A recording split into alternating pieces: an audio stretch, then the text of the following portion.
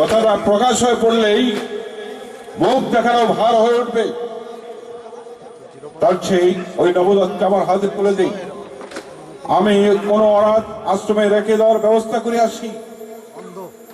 পারবো না বাপি, যাকে ঘিরে তোর জীবনটা নষ্ট হতে চলেছে, তার উপরে আমার বংশমর্যাদা ক্ষুণ্ণ হতে বসেছে। সেজন্য তো আমি দায়ী বাপি। আমায় তুমি যা খুশি সাজা দাও, তবু আমার এই নারী ছেড়া ধনকে আমি কিছুতেই কোলছাড়া করতে পারবো না বাপি। দিবি না তাহলে? না বাপি। এই তোর শেষ কথা? হ্যাঁ বাপি, এটাই হলো আমার শেষ কথা বাপি। তাহলে আমারও শেষ কথা তুই শুনে রাখ। আগামীকাল সূর্য তার পর্বেই এই বাড়িতে যেন তো আমি তোর মুখ দেখতে না পাই। বাপি, আজ রাতেই তোর সন্তানকে নিয়েই কোথায় যাব বাপি? এই অবস্থা আমি কোথায় যাব বাপি? দুর্বল শরীর, আমি ঠিক মতো দাঁড়াতেও পারছি না বাপি। তাই তো এসব আমি কি বলছি? না না না না মা, তুই আমায় ছেড়ে কোথাও যাসনি। বাপি, দুর্বল শরীর নেই আর ঘোরাফেরা করিস নেই। যা, শুয়ে পড়, গিয়ে যা। আমি একটু বেরোচ্ছি, ফিরতে একটু রাত হতে পারে, বুঝলি? ফিরতে একটু রাত হতে পারে। কিন্তু কোথায় যাবে বাপি? এমন ভর সন্ধেবেলা বাপি তো কোনোদিন বাড়ির বাইরে বের হয় না। পদ্মা কুণ্ডনকে পেরিয়ে গেছে দিদি ভাই। গুন্ডা? হ্যাঁ দিদি ভাই,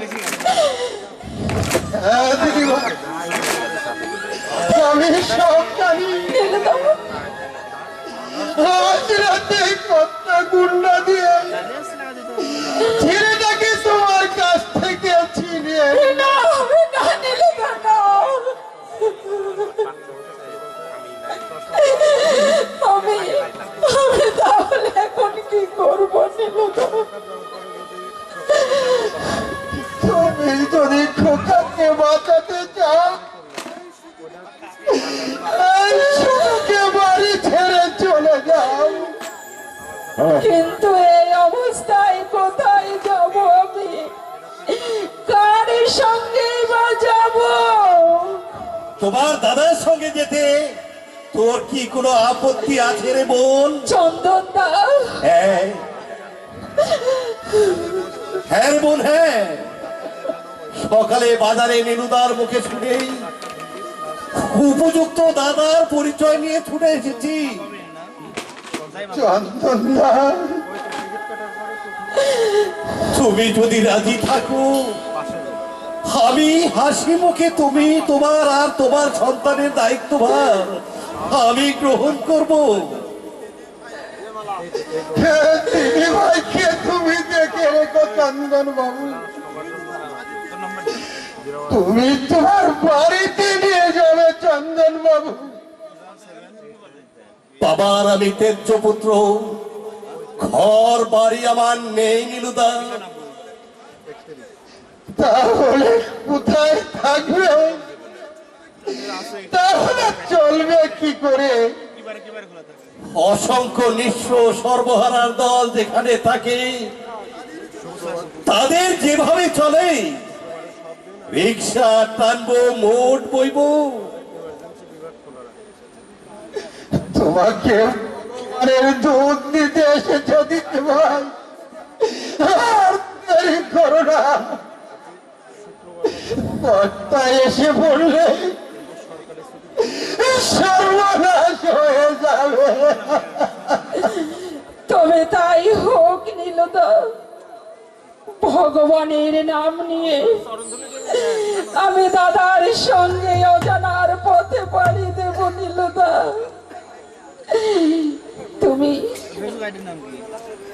তুমি আমাকে একটু পায়ের ধুলো দাও নীলদা, একটু পায়ের ধুলো দাও। ছি ছি দিদি ভাই, করো কি সামান্য চাকর আমি। চাকরিটাই তোমার ভিত্তির নীলুদা, কিন্তু হৃদয়টা যে তোমার আকাশের মতো উদার। ভগবান, তুমি আমার দিদি ভাইকে দেখে রেখো।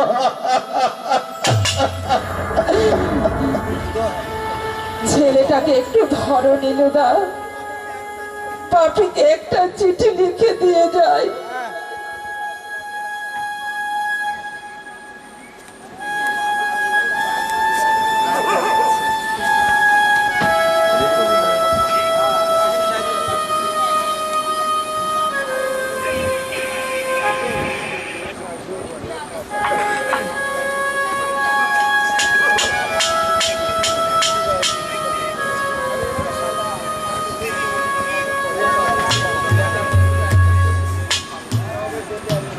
এই নাও নীলুদা, এই চিঠিটা তুমি বাপিকে দিও।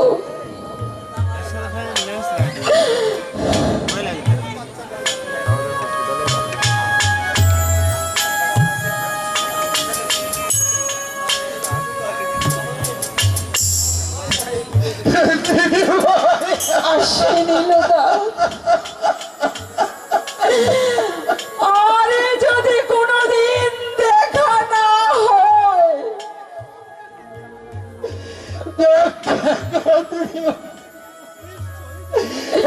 নিশ্চয়ই দেখা হবে। এসো চন্দন দা। বিদায় বাপি, বিদায় আমার স্বর্গবাসী মা, বিদায় নীলুদা, বিদায় আমার শৈশবের খেলাঘর। জানো নীলুদা, আজ আমার এই জীবনটার এই অবস্থা কেন তুমি জানো? তোমার মাস্টার মশাই যদি আজ আমার পাশে থাকতো, আজ হয়তো আমার এই জীবনটা এমনি ভাবে স্রোতের টানে ভেসে যেত না, ভেসে যেত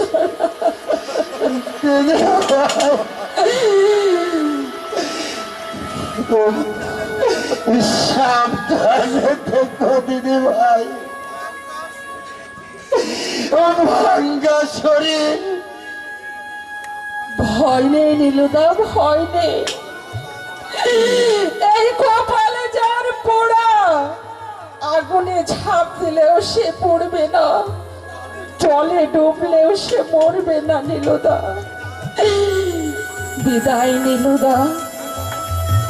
উত্তম, তবুও ভগবানের কাছে বলবো, উত্তম তুমি যেখানে যত দূরেই থাকো না কেন, তুমি ভালো থেকো, তুমি ভালো থেকো উত্তম। আমি যেন আমার এই সন্তানটাকে শুধু মানুষ করতে পারি, তুমি দূর থেকে আমাকে সেই আশীর্বাদ